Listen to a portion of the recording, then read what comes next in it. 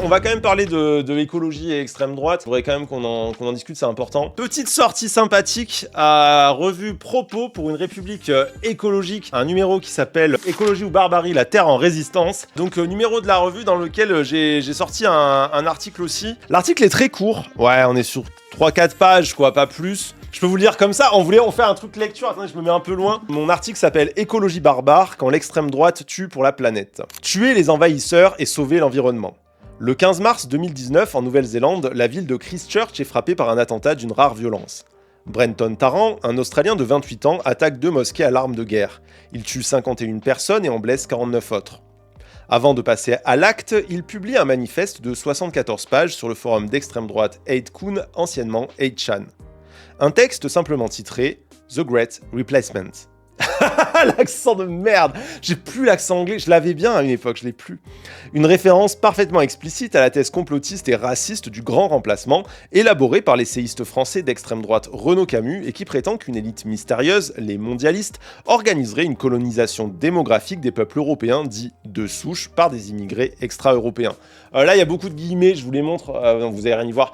Il y a beaucoup de guillemets, je peux pas les dire à chaque fois, mais sur les mots grand remplacement, mondialiste, de souche et immigrés extra-européens, évidemment, il y a des petits guillemets. Est-ce que c'est une théorie française? En partie. Je vous renvoie à l'épisode de dimanche de Checkpoint qui parlera du grand remplacement, vous allez apprendre plein de choses. Donc, Brenton Tarrant tue 51 personnes à Christchurch et il fait référence dans un manifeste à la théorie du grand remplacement, avec un manifeste qu'il appelle tout simplement le grand remplacement, c'est la traduction. Du coup, il fait référence à cette idéologie xénophobe qui dégouline du manifeste de Tarrant, qui la reprend à son compte dans de longs paragraphes confus où il attaque l'islam et parle de génocide blanc.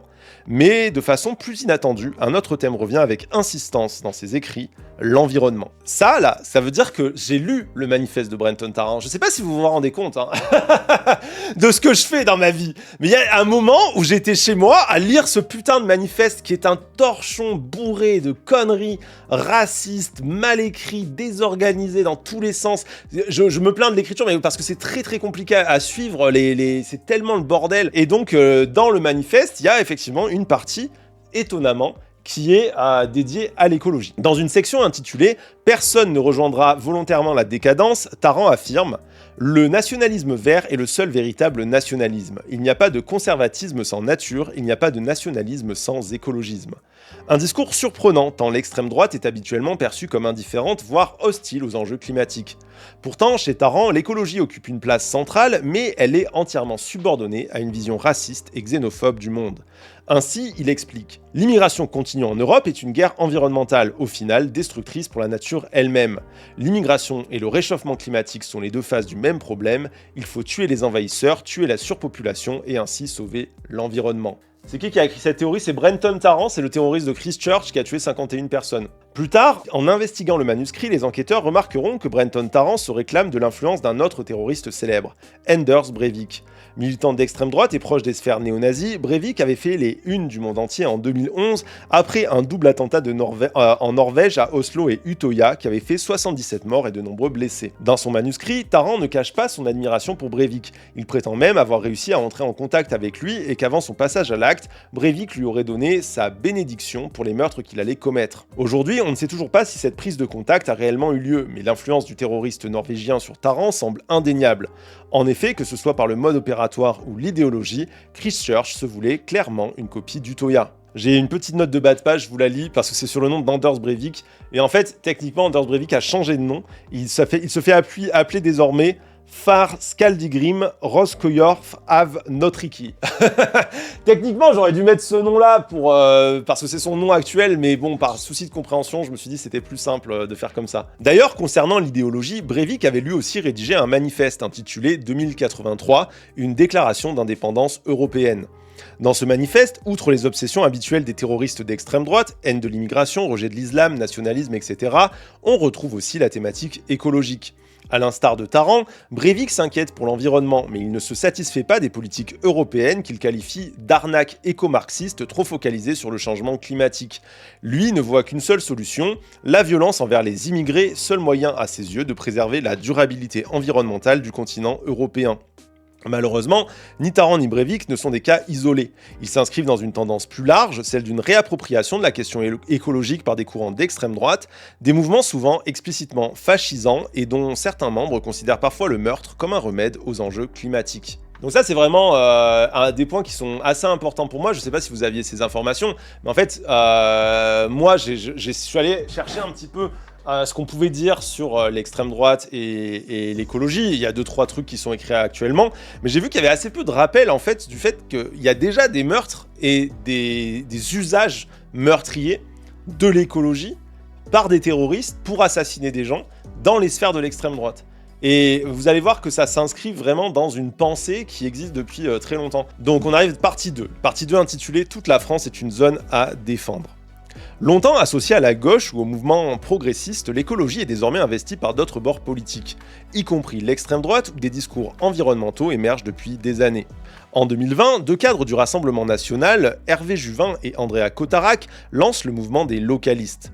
Un parti partenaire du RN qui entend mettre l'accent sur l'écologie, l'identité et les territoires.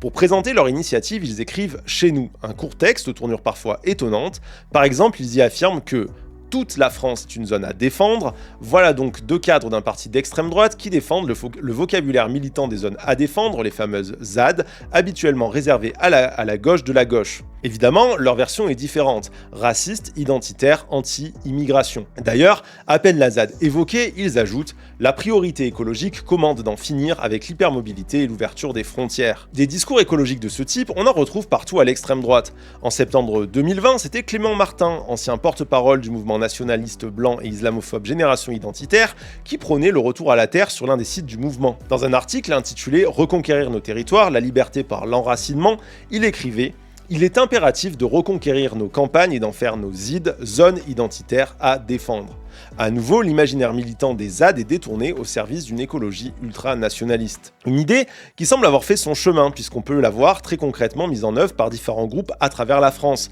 Par exemple, dans la Nièvre, à côté de Corbigny, des militants d'extrême droite ont lancé un projet de ferme baptisé la Dessouchière. Un lieu qui se présentait d'abord comme une initiative d'artisans et de cultivateurs bio soucieux de l'environnement, mais dont le nom laissait pourtant entrevoir une réalité bien plus sombre.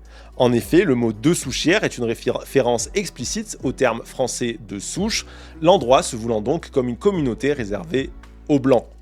D'ailleurs, le blog du groupe ne cachait pas ses intentions et on pouvait y lire ce genre de phrase. Pour éviter que demain, nos enfants et petits-enfants ne soient plus que les membres d'une diaspora européenne apatride, c'est aujourd'hui qu'il nous faut nous rassembler. Ça fait peur, non? Quand tu lis ça.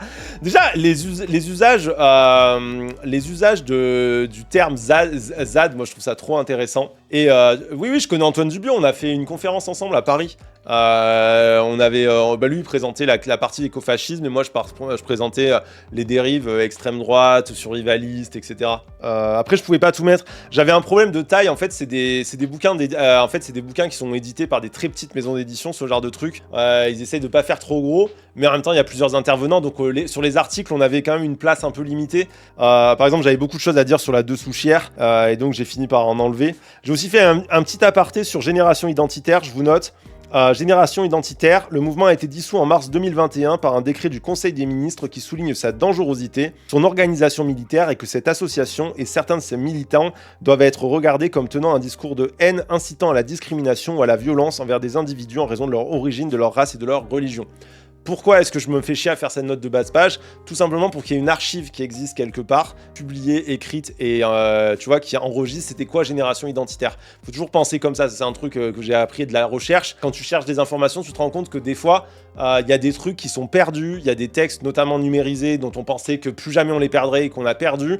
Et en fait, les renvois à ce qui s'est passé, bah, tu les trouves dans les notes de bas de page d'un texte qui passe d'autres choses. Donc si tu peux caractériser d'extrême droite un groupe et rappeler pourquoi ils sont dangereux et tout, juste même en rajoutant une petite note, moi je le fais toujours, on sait jamais. C'est assez flippant quand même de voir donc qu'ils sont en train de se créer ces espèces d'espaces communautaristes, hein, pour reprendre leur propre terme, donc des espaces communautaristes où ils se retrouvent entre eux et qui revendiquent quand même la Dessouchière, donc l'idée des Français de souche, c'est quand même donc on parle de fermes où les gens se retrouvent entre blancs et entre groupes de blancs pour créer leur utopie raciste, quoi. C'est C'est juste terrifiant, hein. Partie suivante, titre « La meilleure écologie, c'est la frontière ». Vous aurez compris que chacun des titres, en fait, c'est une citation d'extrême droite, hein. Tuer les envahisseurs et sauver l'environnement, la meilleure écologie, c'est la frontière, toute la France est une zone à défendre. À chaque fois, je cite une de ces, un des mecs d'extrême droite, hein. En réalité, cette instrumentalisation de l'écologie par l'extrême droite n'est pas un hasard, mais une stratégie pensée de longue date. Par exemple, dès les années 1970, Alain de Benoît, l'un des théoriciens du courant néofasciste dit de la Nouvelle Droite, écrivait de longs textes pour expliquer sa vision très particulière de la nature. Citation : « Les écologistes ne retiennent de la nature que les aspects rêvés correspondant à leurs désirs. Les mêmes qui nous pressent instamment d'en revenir à la nature sont aussi ceux qui refusent des faits de nature aussi élémentaires que la sélection, l'inégalité, la hiérarchie. » On retrouve ici les grands thèmes de ce qui sera ensuite renommé l'écologie intégrale, et que défendront des idéologues d'extrême droite comme Pierre Bérard ou Jacques Marlot. Une version de l'écologie que l'historien Stéphane François résume ainsi. Une écologie qui cherche à préserver la diversité par le maintien des grandes races dans leur environnement naturel comme on le ferait avec des animaux. Dans cette représentation, les limites environnementales deviennent la justification d'un violent repli sur soi. En effet, la nature n'est plus pensée que comme un territoire aux ressources limitées qui n'appartiendrait qu'aux premiers à y être nés et qu'il faudrait préserver à tout prix de quiconque voudrait s'y installer. Stéphane François résume la chose ainsi. Leur écologie est une écologie de population régie par une mixophobie. De fait, on l'a vu chez Taran, chez Breivik, chez Cotarac, Juvin et Martin, chez eux, protéger l'environnement, c'est toujours s'en prendre aux autres. Leur cible, les figures repoussoires habituelles des discours d'extrême droite, l'immigré, l'étranger non communautaire, littéralement pensés comme des tumeurs à éliminer afin que l'ordre prétendu naturel de la nation se régénère. On le comprend, xénophobie, racisme, LGBT-phobie, misogynie et validisme sont les piliers de cette écologie d'extrême droite qui ne s'intéresse jamais par exemple au système de production à l'origine de l'effondrement du vivant et ne pense la question environnementale que comme une guerre à livrer. La guerre d'une population au final définie par sa couleur de peau contre tout ce qui ne lui ressemble pas. Dans une interview de 2019, le cadre du RN, Hervé Juvin, expliquait que l'homme devait, je cite, « défendre son biotope contre les espèces invasives ». Il affirmait « Il faut protéger les écosystèmes, à commencer par les écosystèmes humains que sont les nations. » Faut-il s'étonner à la lecture de tels propos que des terroristes comme Taran ou Breivik aient justifié leur massacre au nom de l'écologie ? Après tout, qu'ont-ils fait d'autre sinon mettre en œuvre une idéologie d'extrême droite obsédée par la frontière et utilisant l'environnement pour légitimer sa xénophobie ?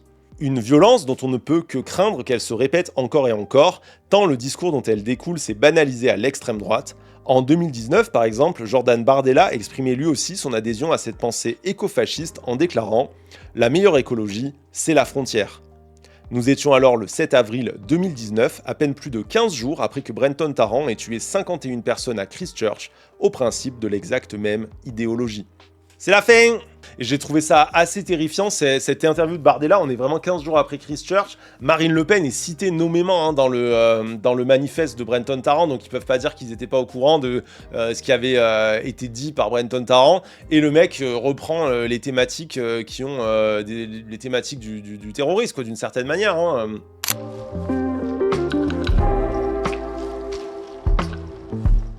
Je suis Elisabeth Borne, vous allez voir un 49.3. Oh, oh, oh, oh, oh. Oh mon Dieu, elle est devenue gigantesque, elle occupe l'intégralité de l'univers. Eh oui, et maintenant je ne suis plus première ministre juste de la Terre, mais de l'univers. Arrêtez là, jetez-lui des petits cailloux. Ça l'atteint pas du tout, elle est dans l'espace, on traverse même pas l'atmosphère. T'as jeté juste à 20 mètres, Jean-Philippe. Mais lance la loi, le caillou. Oui, mais je fais ce que je peux, d'accord, hein, Elisabeth Borne est quand même vachement grande. Mais je fais de mon bien, d'accord. Allez, lancez. Oh, oh, oh, des 49.3, pardon. Je m'en suis en couille. Mais arrêtez-moi, putain de Dieu. Me laissez pas partir en couille comme ça, c'est terrible. Putain. Vous mangez du pâté, hein. Vous mangez l'andouillette, qu'on amène une grosse saucisse. Et on t'amène une grosse saucisse comme ça, vraiment très grosse. Tu sais, une énorme andouillette comme ça avec une scie. Et tu dois scier ta tranche d'andouillette. Allez, reniflez-la. Alors, hein, vous êtes vraiment français, vous n'êtes pas français, allez manger votre andouillette. Oui, alors, je voudrais dire que je trouve que les politiques sécuritaires, quand même, elles ne se basent sur rien. Mangez votre andouillette, un peu de pâté sur l'andouillette, et tu tartines du pâté sur une andouillette, comme ça tu te fais un sandwich d'andouillette avec du pâté au milieu. Ce que je voudrais expliquer, c'est que les chiffres d'Interstat, vous aimez la France, oui, j'aime la France, mais quand même, est-ce qu'on n'aurait pas un problème de racisme systémique, vous comprenez? Vite. Non mais sérieux, un point Godwin, c'est pas un point Godwin. Le point Godwin, c'est quand on parle d'Hitler, quand il y a rien à voir avec Hitler. Quand t'es en train de baiser avec quelqu'un qui a Mein Kampf dans sa table de nuit, c'est pas un point Godwin. Il y a littéralement Hitler dans ton cul.